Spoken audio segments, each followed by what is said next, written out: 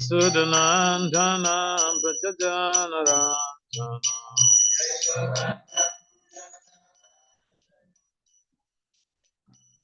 Yasudanandana Prajajanarajana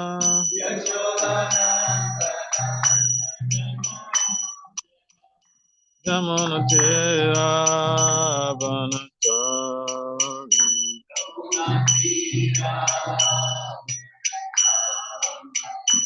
Yamunatira Vanachari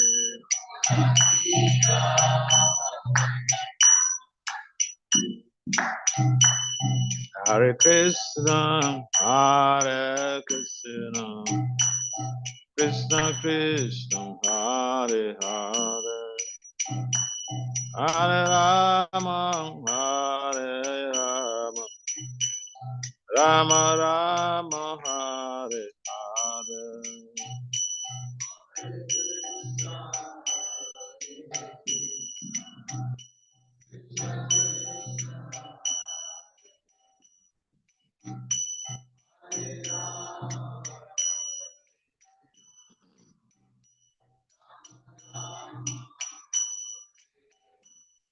Hare Krishna, Hare Krishna, Krishna Krishna, Hare Hare, Hare Rama, Hare Rama, Ram Rama, Hare Hare.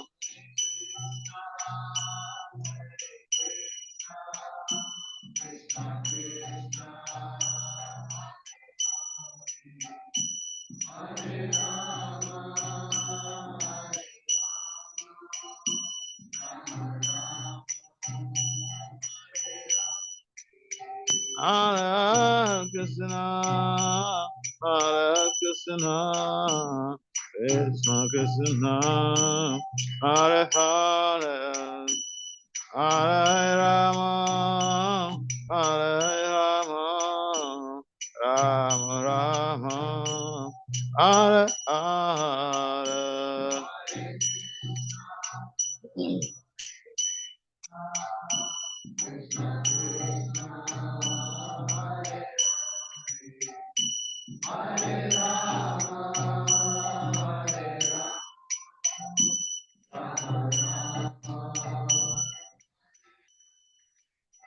Jaya Radha, Jaya Radha, Jaya Radha, Jaya Sri Radha.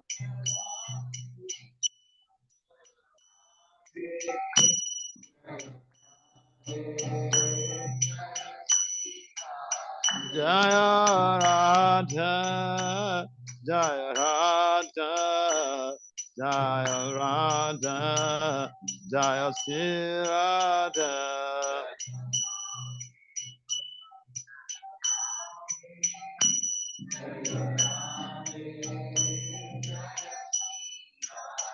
Jaya Prabhupada, Prabhupada, Prabhupada, Srila Prabhupada.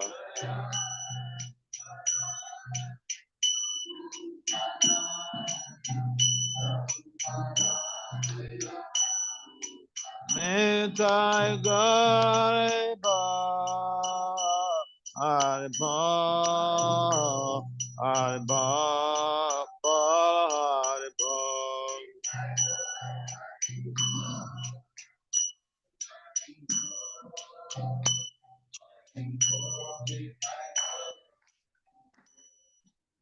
Jayam Vishnupad Paramahamsa Parivraj Kacharya Stotra Tatat Sima, the divine grace is confound aside. Sila A.C. Bhakti Vedanta Swami Prabhupada Maharaj Ki Jai. Ananta Koti Vaishnavin Ki Jai. Namacharya Sri Haridas Thakur Ki Jai. Prem Si Kahao Si Krishna Chaitanya Prabhu Nityananda Si Advaita Gadadhara Si Prasadi Si Gaura Bhaktivinoda Ki Jai. Sri Radha Krishna Gopal Gopinath Shyamakunda Radha Kunda Giri Govardhan Ke Jai. Vrindavan Dham Ke Jai. Mayapanabadip Dham Ke Jai. Jagannathpuri Dham Ke Jai. Ganga Maya Yamuna Maya Ke Jai. Srimati Tulsi Devi Bhakti Devi Ke Jai. Sama Veda Bhakti Vina Ke Jai. Nitai Gaur Premanande. All glories to the sum devotees. All glories to the sum devotees. All glories to the sum devotees. All glories to the Gauranga Goranga. Om Namo Bhagavate Vasudevaya.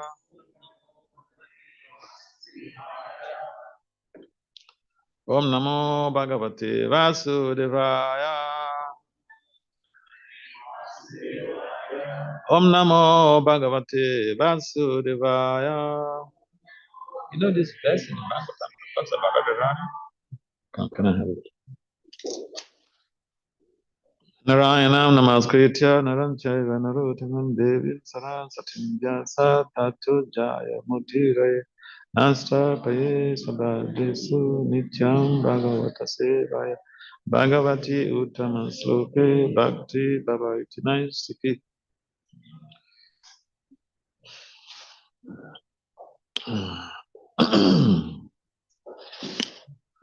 Namo Vishnu Padaya Krishna Pesaya Bhutale Srimad Bhakti Vedanta Swami Itinam Namaste Saraswati Deva Gauravan Picharina Nemesis Sanabhava.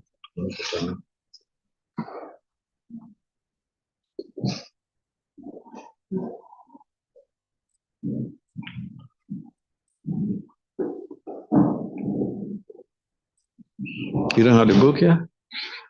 You don't have the book? The book is not there? Sorry. It's okay. Bring the book for us. So,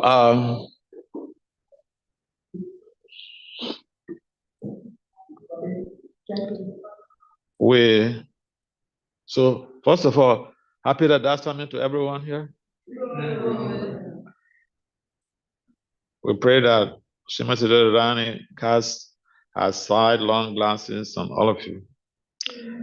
So we're taking our reading this morning in honor of the appearance for Radhastami celebration from the 10th canto of the Srimad Bhagavatam, chapter 30, text 28. Don't worry. Don't worry. Don't worry. It's okay. So 10th canto of the Srimad Bhagavatam, chapter 30, text 28. Anaya radito nunam Bhagavan Hari Ishwaraha Yano Vihaya Govinda Pritoyam Anayat Radha Raha. So, I'll just go to the word-for-word translation. Anaya by her, Araditaha, perfectly worshipped. Nunam, certainly. Bhagavan, the personality of God. Hari, Lord Krishna. Ishwaraha, the supreme controller. Yet, inasmuch as Maha, us, Vihaya, rejecting, Govindaha, Lord Govinda, Pritaha, please, Yam, whom, Anayat, led, Raha, to a secluded place.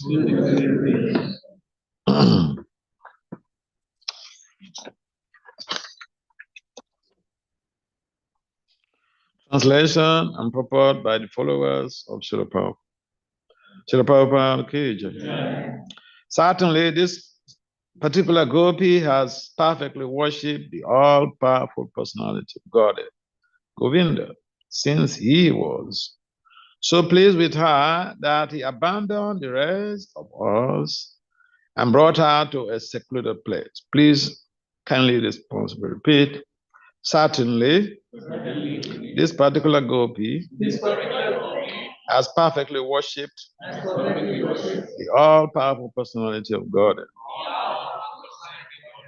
Govinda, since he was so pleased with her that he abandoned the rest of us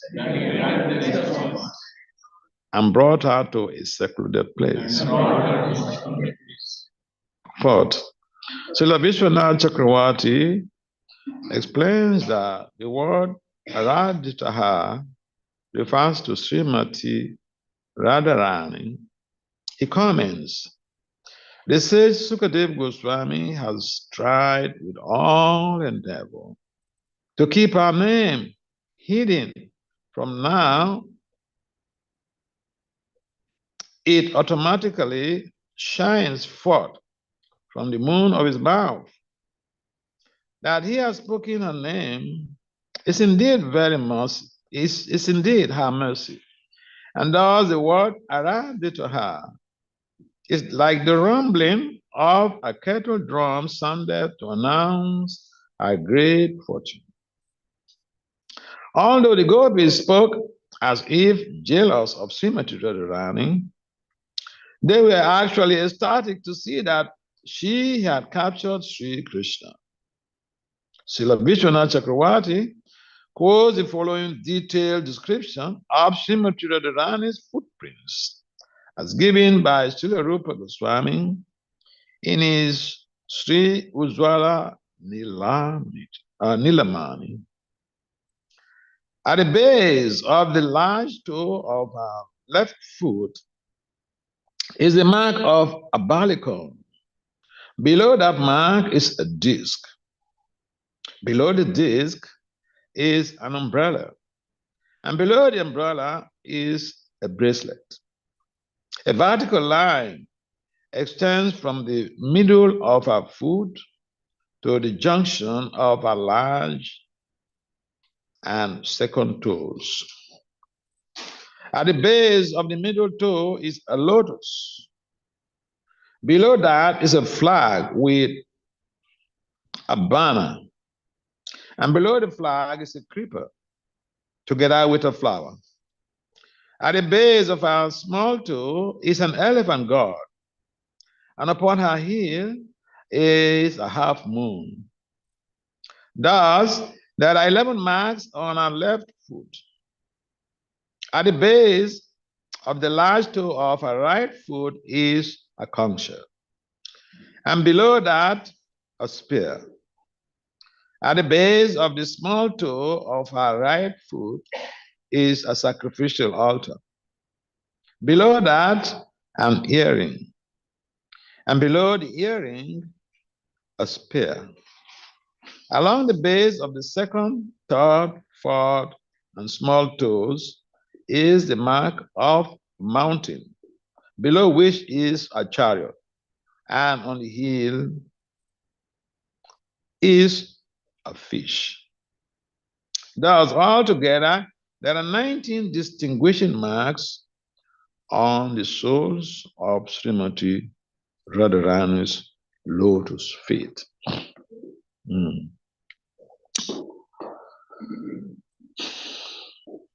Om Gyana Timirandasya, Gyana Janasavakaya, Saksur Militam Dhyana Tasmai Si Gurve Namaha. Suchetaya Mano Vistan, Sapetam Dhyana Bhutale, Swayam Rupam Kadamaya, Dadati Swa Padantika. Vanchakalpatari Vicha, Kutasana Vicha, Kaditanam Pablim Dio, Vaishnavi Dio, Namo Namaha. So, welcome everyone to this morning class. When I saw the cars parked there, I was asking Nanda Nikitanda, is today not a working day? So many they were parked there. And then, so you value Radharani. Hey, can you come close? I'm not carrying guns.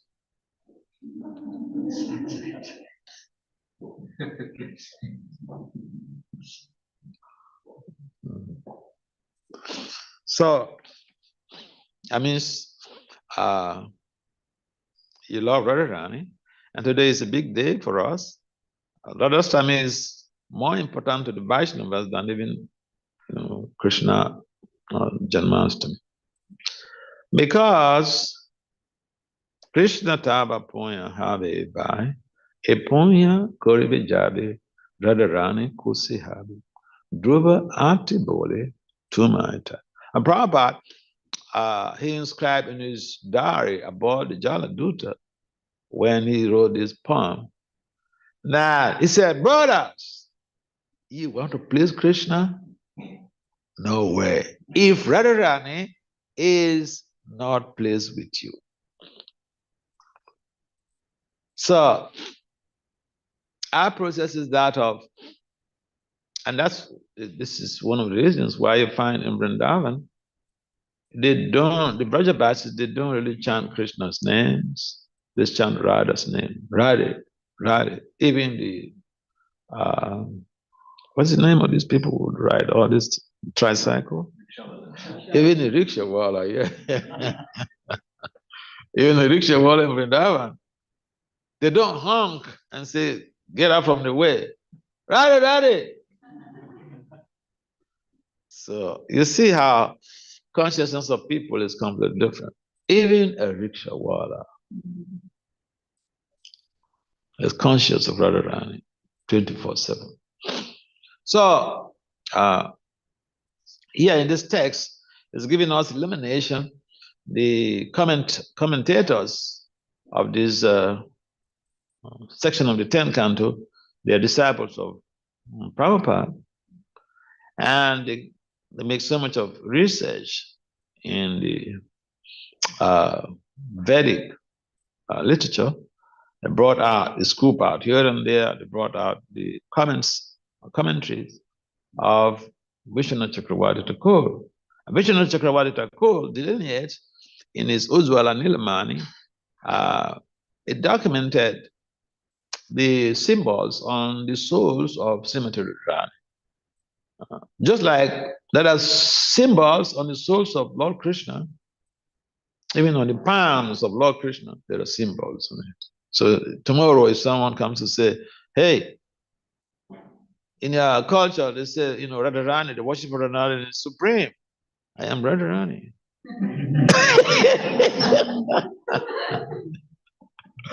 You can ask them to show you these symbols. Let me see your soul.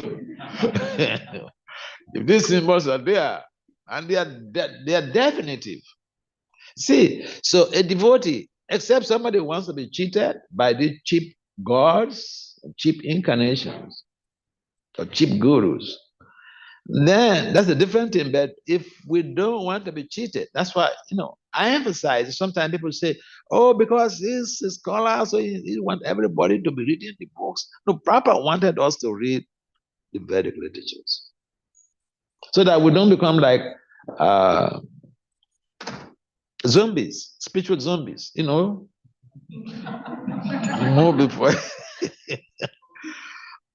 So that if someone is saying something really peculiar, strange, yeah, you can ask questions, but with a blade of grass in between your leaves, ask questions. Yeah, I like this story. Where can if I want to read it, where can I find it? Because if you go to the internet, there are so many stories. There's so many stories, but we take the authentic stories from our acharyas, Rupa Goswami, Vishnu Chakravarti Thakur. If you go and pick up anything and then you tell that story, I remember in Los Angeles. So the last time I was in LA, I was emphasizing how the devotees should be careful about what is on the internet, because there's so many stories on the internet.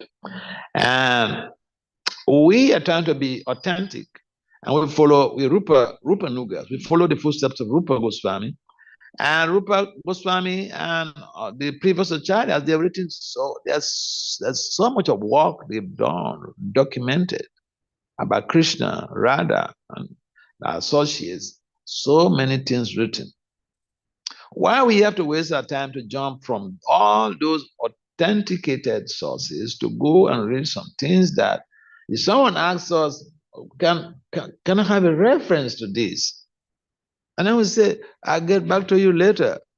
He never gets back to you. I mean, it's like someone, you know, someone make a very nice, told a very nice pastime of Krishna and Arjuna, and I was intrigued. I loved it. I loved it pastime. But then, I wanted to have an understanding the source. I mean, maybe someone maybe thinking, oh, you don't have faith.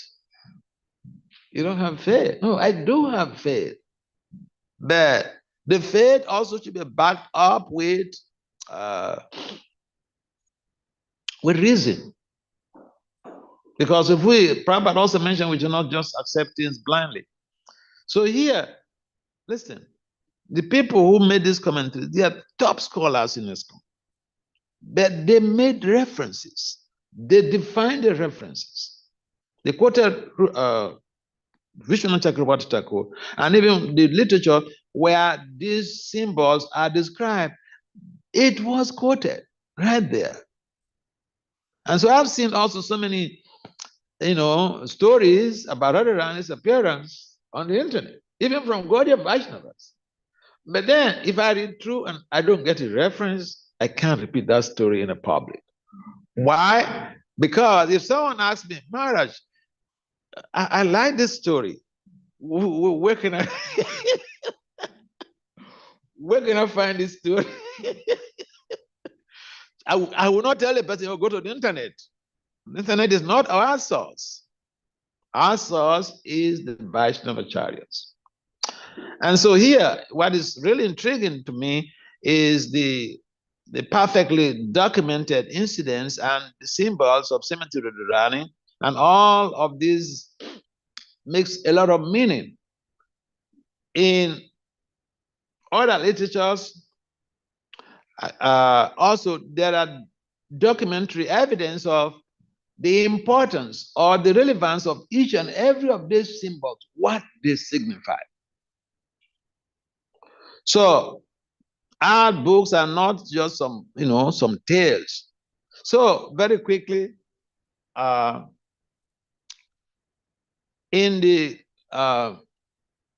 Lalita Madhava of Rupa Goswami, there was a discussion between Purnamasi and Gagi. Gagi is the daughter of Gagamuni. Gagamuni documented so much of stuff, so much of literature on Krishna and Balaram. In fact, if you read the Gaga Samhita, it gives you so much of detailed information. Some of the things are not even in the Bhagavad. Because Gagamuni was so close to the family. He was the one who was invited by Nanda Maharaj to come for the name-giving ceremony and all this type of stuff. This astrological charts and all these things, they were done by Gagamuni. So he knew those kids right from the day they were born. And so there was this discussion between Gagi, the daughter of Gagamuni, and Purnamasi. And then Purnamasi was mentioning some things about Radharani, and Gagi said, wait a minute, tell me more. My father said like this. So where did you get this stuff? And, Purnamasi says, I heard this from my Guru Maharaj, Nanda morning. So if you read the Lalita Madhava, it gives us some insight about the appearance of Radharani. How Vindhya Pavata, or Mount Vidya, was jealous of the Himalayas. Because the Himalayas gave birth to Parvati, who became Lord Shiva's wife. He became so famous in the whole 3 worlds, And so Vindhya also wanted to have, just an exalted daughter that will supersede, whose fame will supersede that of Parvati. And so he prayed, he performed some austerities, he prayed to Lord Brahma, and then eventually Brahma yielded to his prayers and blessed him with two daughters. And what are the names of those two daughters? Who knows?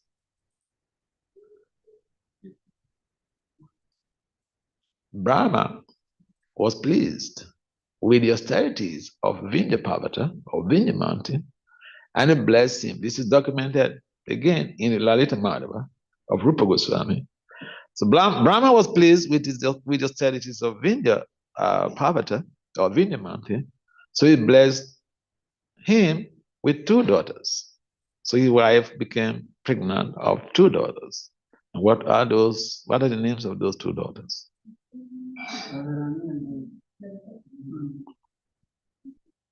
Yes, the men. If you don't know, I'll ask the ladies, because the men especially feel that they know better than everybody else. I'll ask the ladies, and they will tell you, and you'll be ashamed because.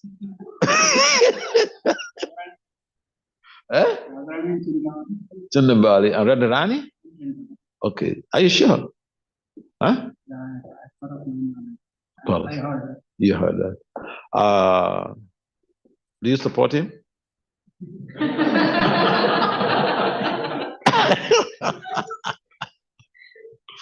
Do you support him? Yes. You support him? Yes. Anyone else who is supporting him? You support him? Yes. The ladies, do you support this guy? Huh? Any of the ladies who supports what Prabhu said? Okay, you have 3 votes for you there. So thank you very much. Yeah, Lord Brahma blessed Vindhya Parvata with 2 daughters, and that they were Radharani and Chandravali.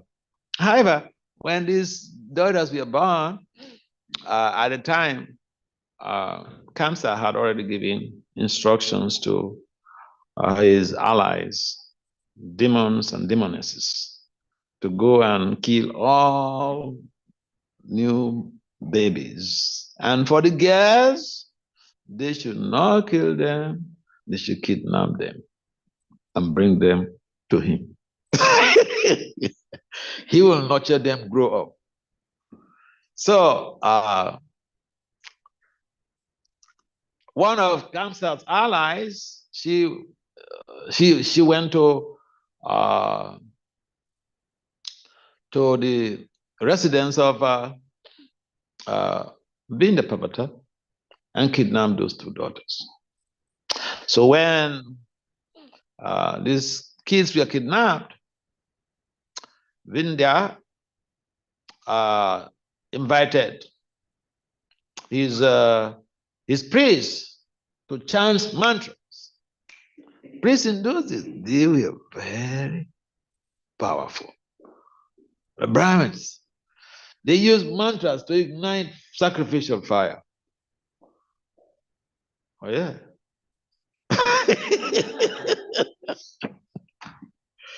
So the priests chanted mantras, and that weakened the strength of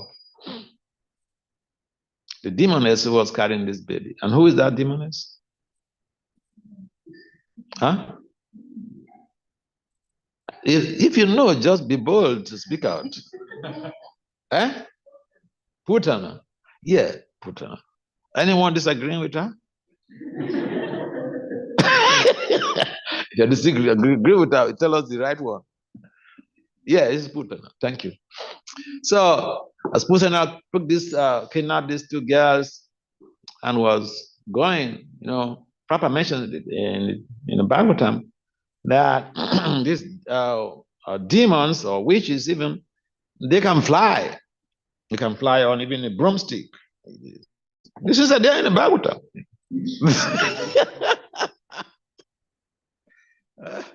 Another scenario that I used to reflect on was how one of the sons of Krishna was literally like kidnapped to a demon's palace because the demon's daughter wanted this boy and wants her to enjoy this boy. And so there are, in other words, there are mystical cities. Krishna also delineated in his discussion with Uddhava, but he warned Uddhava that all of these mystic cities could be destructive for pure devotional service. And so when these powerful priests, Vindya's priests, chanted mantras, the Putana became weakened and he dropped. First, he dropped in the valley, and then she was going, and then she again became so weak, she dropped Radharani. And that is how Radharani got picked up from a wall of lotus by Vrishabhanu.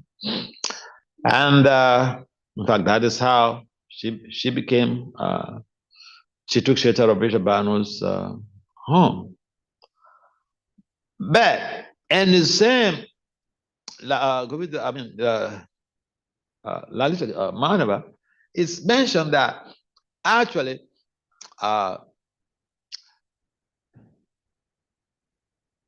Vrishabhanu's wife was blessed with these two daughters. And she was pregnant of them. But then the prayers from Vindya Pavata were so intense, his austerities were so intense, that Lord Brahma has to beg the Lord for his mercy that, my devotee, I already sanctioned his boon. Please do something about it. And then these kids were transferred from the womb of Kitida to Vindya Pavata's wife. And so this is what is documented by Rupa Goswami in his Lalita Madhava. There are other stories, but I don't find the sources. So I can't repeat those stories. Okay? So essentially, Radharani is more important to us. And then it's also mentioned, again in Lalita Madhava, how the child was brought home, handed over to Kitida, and that was where? Which city was it? Or which town was it? Yes. Pandits, help us. Where was Radharani? Where did she take birth, or where did she appear? Are you sure? Yes. Someone said Basana. You said Basana, right? Okay. We're talking about where she appeared now. Yes, so it was in Rawa. So it's interesting, intriguing, very intriguing, to me, very intriguing pastimes, because some of these stories that are brought up by the acharyas, they're very nourishing, because it gives us some understanding the mysticism behind the appearance of the Lord and his associates. And so she was considered blind because she didn't open her eyes. But until the day that Nanda Maharaj, Maharaj brought Krishna there for a visit, and Krishna crawled over, climbed over, and Radha opened her eyes, because that was the deal before she agreed to come into the material world. That she didn't want to come. Again, it's documented. She didn't want to come when Krishna said, they have to come to the material world for some pastimes. She want to come because of the nature of the material world. And she said she didn't want to see anybody. This is chastity. She didn't want to see anybody. So she maintained that, and it was the first person she saw was Krishna. And so a lot of pastimes between Radha and Krishna. And essentially, for us, we need to understand two basic things. The worship of Radha is more important than even the worship of Krishna. And two, and if we please Radharani, then automatically Krishna is pleased. And Radharani is so merciful that she makes objective recommendations to Krishna about the service of a sincere devotee. She takes the devotee by the hand and says, "My Lord, Pramanath, bless this devotee. He or she loves you more than I do. Bless him or her." And Krishna can't resist the plea of Radharani. And so this is why Prabhupada says, Krishna tava ponya habe bai. E ponya koribe jabe Radharani kusi habe. Dhruva ati bole tumata. It is very difficult to attain Krishna. Yogis, they perform austerity. Some go into the bed of the sea to perform austerity for thousands of years to attain Krishna. And even that, in most cases, is not always successful. People go into the forest to perform austerities, to do meditations for thousands of years to attain Krishna. And even in those endeavors, in most cases, they get distracted. They get, carried away by other factors. But for the devotee, it's pretty simple. That we please Radharani. And how do we please Radharani? John was, one of the devotees, one of my mentees in Germany, he just wrote me, "So how can I please Radharani today?" Yes, so how do we please Radharani today? Today is our appearance. How do we please that? Knowing that by pleasing Radharani, then we can get the mercy of Krishna. How to please Radharani? Yes, can someone tell us? How do we please Radharani? Yeah, again, amen. Prabhus. How do you, tell me, I don't know whether I asked this before, but how do you address the female devotees here? Is it Prabhus or Maharajas? Because in America, the version is different, Yes, huh? Yes, we are going with Mataji. You're going with Matajis. Is it true, Matajis?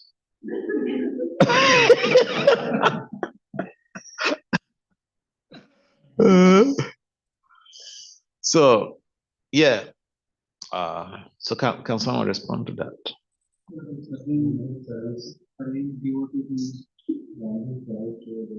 Any service of the devotees.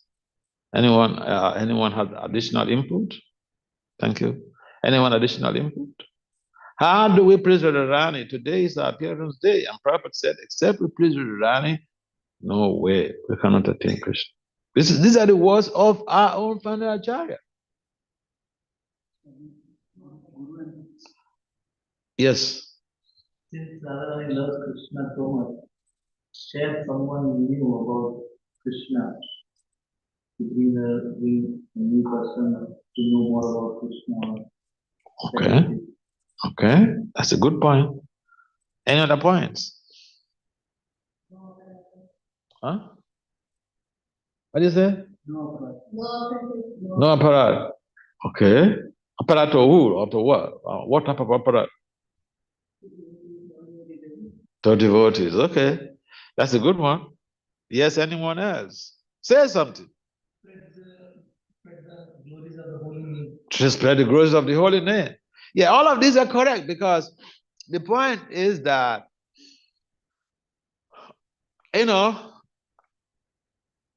Krishna said, this is It's so spiritually it's so funny. You see, now even Lord Krishna, he says that the worship of his devotees is more important than his worship. That's what he told Arjuna in the Padma Purana. The worship of the devotee is more important than direct worship of Krishna. And Radharani is the topmost of Krishna's devotees. So it's still complementary statements. And the way to be able to please the Lord, remember this pastime of Krishna, Mother Yashoda trying to tie up Krishna with a rope to a wooden grinding mortar. And each time she tries to tie up Krishna, there was a shortage of the rope.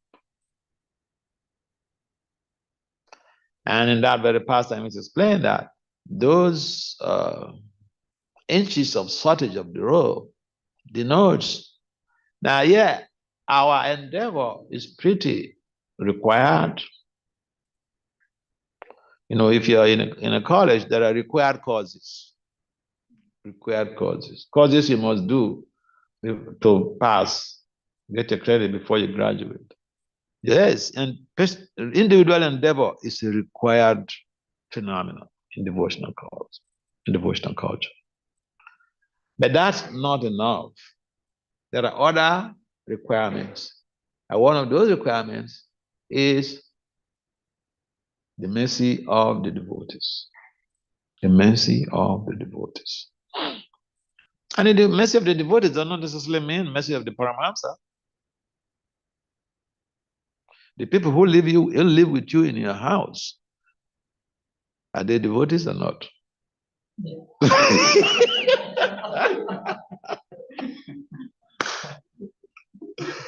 Yeah, we speak the big philosophy, you know, Radhabhava, Rasika philosophy, but then, you know, we don't really take it home.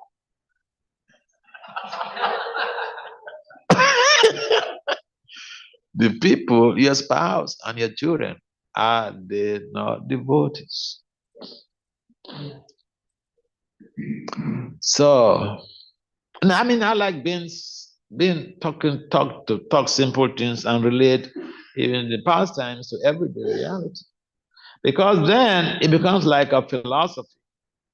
And philosophy in philosophy, we have philosophy and applied philosophy.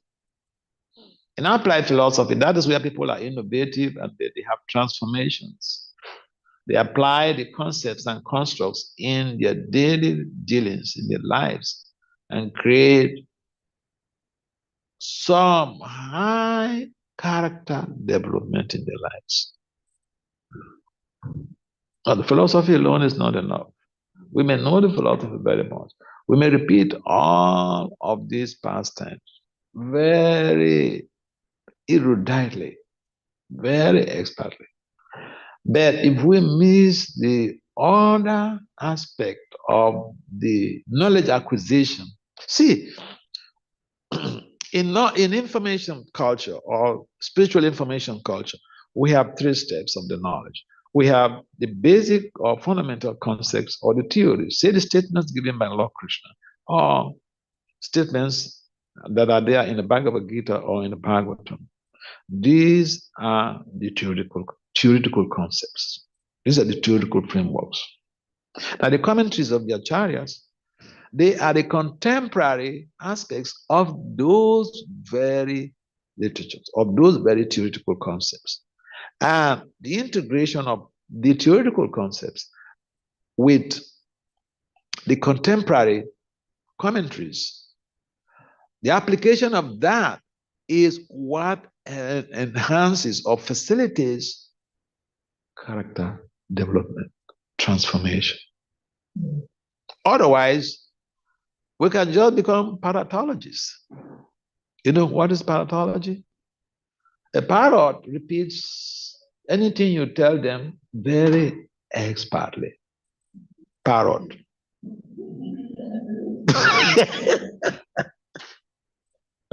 So, the repetition of statements without applying the essence of that statement and a bit to creating a transformation. I call that paratology.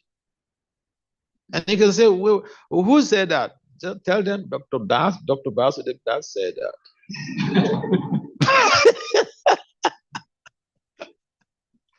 I have one of my friends' daughter, she's a teacher in New York.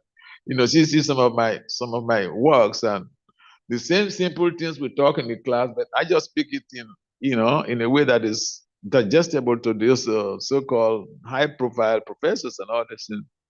So she was bored after life. She said, Maharaj, I will say exactly this and tell my students, this is by Dr. Vasudev Das.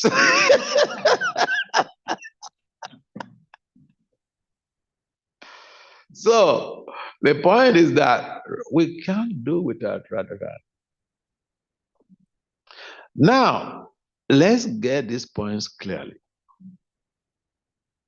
In our devotional culture, we have a female who is the mother of devotion, who is the emblem of devotion, who is the custodian of devotion. Not a male. Not what? A male.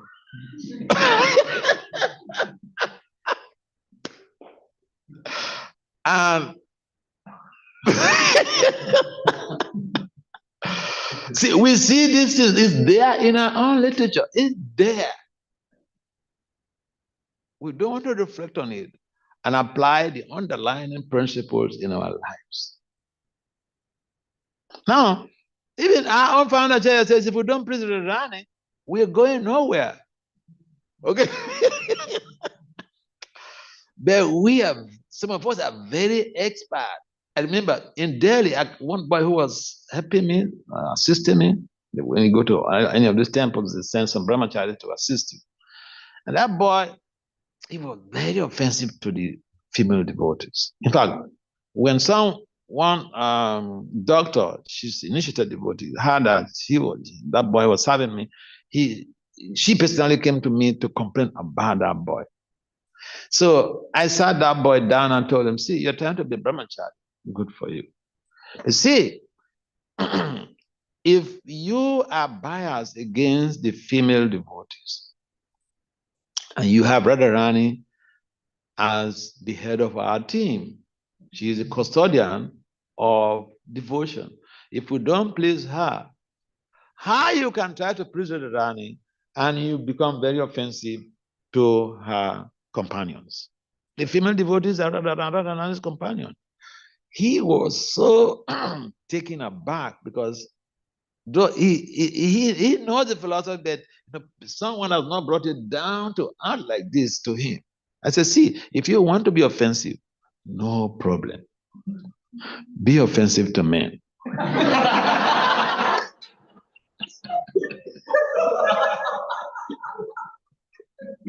You're trying to be brahmachari. If you're offensive to women, you will not sustain your brahmacharya for a long time.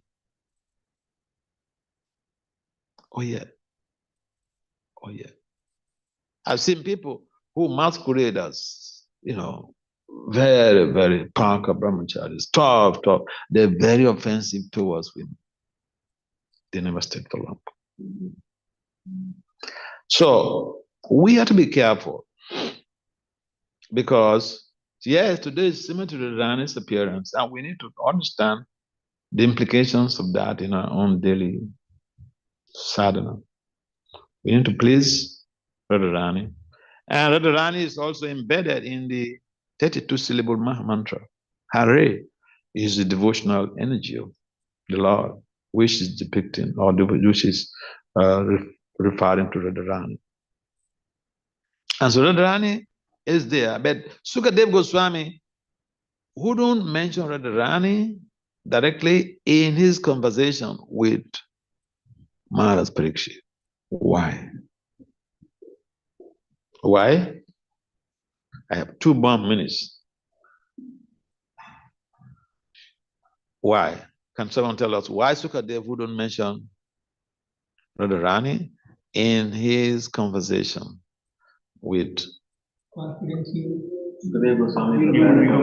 If you come on. If you know, you raise up your hand. No, don't talk, you know. Okay, yes, Bolo. So when Goswami speaks about Radharani, he can't continue for he is ecstatic and he will stop there itself. Yeah. Because Sukadev Goswami is no other person than Radharani's parrot.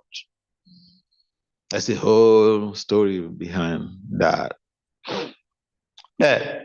The point is that he just avoided anything that had to do with Radharani. Otherwise, the 7 days discussion, this within a metacognitive time frame, he has to deal with all of this to save Maharaj Parikshit. Maharaj Parikshit wanted to hear what will enable his liberation from birth and death. And if he swans into ecstasy, it may be days. So he avoided that. So the bottom line is that Radha is very important in our lives.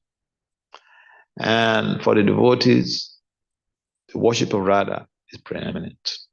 You go to Raj, they don't chant Krishna's names. It's Radhe Radhe. Even the rickshaw water. So we should know how the worship of Radharani is very important. And an important thing for us in terms of our structural managerial system and our interactions is that we sometimes undermine women, and it's not something, we're not blaming anybody because it's something that has been intergenerational on this planet.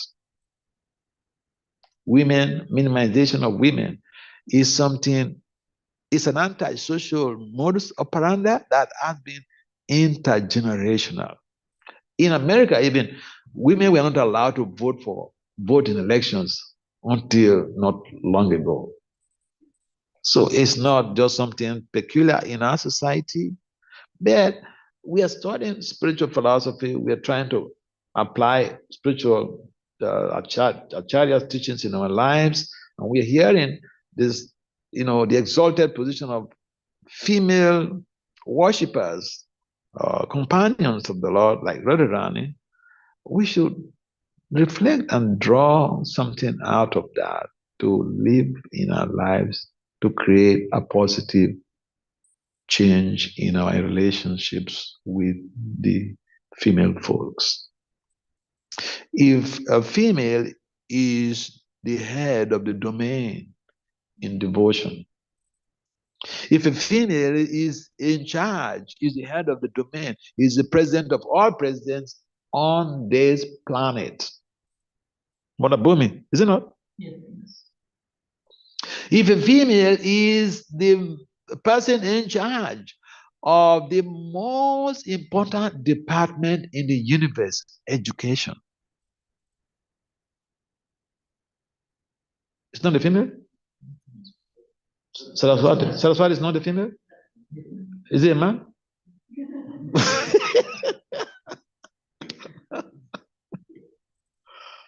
Even the prison of this material universe, the chief warden is a female.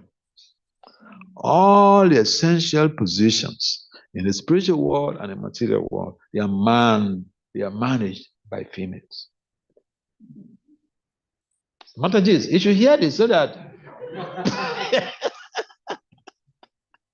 so that people don't relegate it to the background.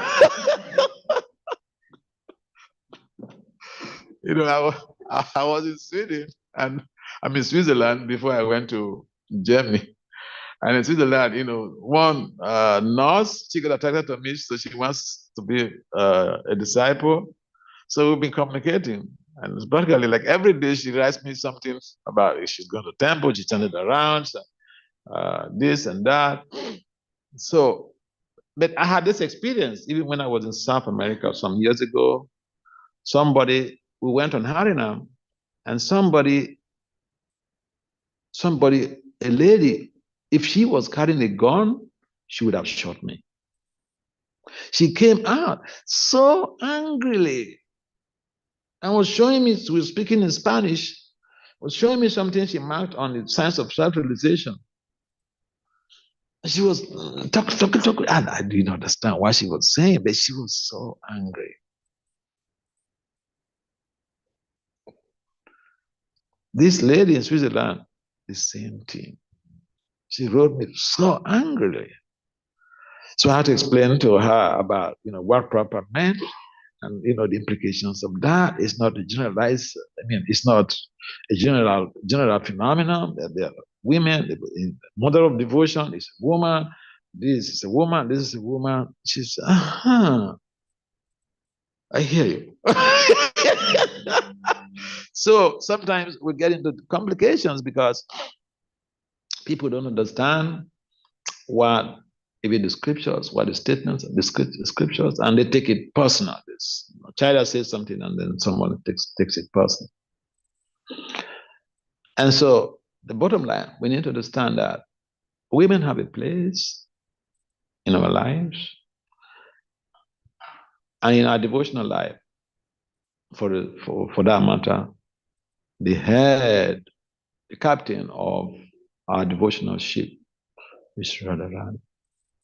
So if we respect and honor Radharani, we should also respect and honor other ladies around us.